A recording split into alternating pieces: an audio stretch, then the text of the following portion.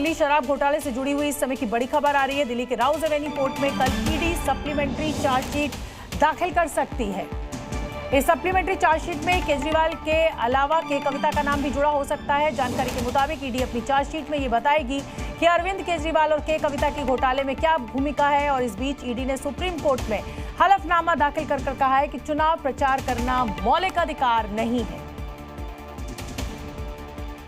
तो supreme court में सुनवाई से पहले ईडी का हलफनामा, चुनाव प्रचार मौलिक अधिकार नहीं है। और साथ ही सप्लीमेंट्री चार्जशीट भी ईडी के द्वारा दाखिल की जा सकती है कि कविता के को भी इस चार्जशीट में जो भी चार्जेस हैं वो तय किए जा सकते हैं। कविता का भी नाम इस चार्जशीट में जुड़ा हो सकता है।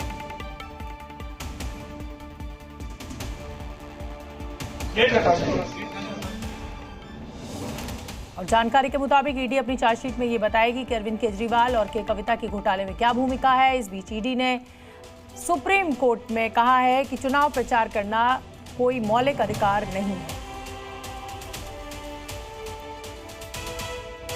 सुप्रीम कोर्ट अपना अहम फैसला सुना सकती है और उससे पहले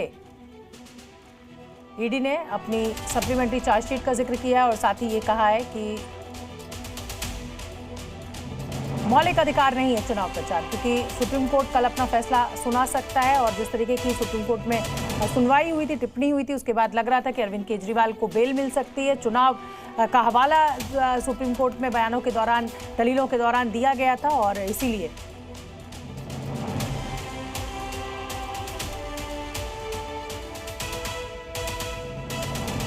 तो केजरीवाल पर फैसले का शुक्रवार और उसी बीच ईडी अपनी एक तो सप्लीमेंट्री चार्जशीट भी दाखिल करेगी और के कविता के साथ क्या भूमिका है अरविंद केजरीवाल की, उस पर प्रकाश पड़ेगा उसके बाद। और आपके ऐतराज़ को समझ रहे हैं, सुप्रीम कोर्ट ने जब टिप्पणी की थी, 9 सम्मन की अवहेलना की है, उसके बाद कल कहीं अरविंद केजरीवाल को बेल ना मिल जाए, इसलिए ईडी ने आज ये हलफनामा दाखिल कर कहा है कि चुनाव प्रचार करना मौलिक अधिकार नहीं है।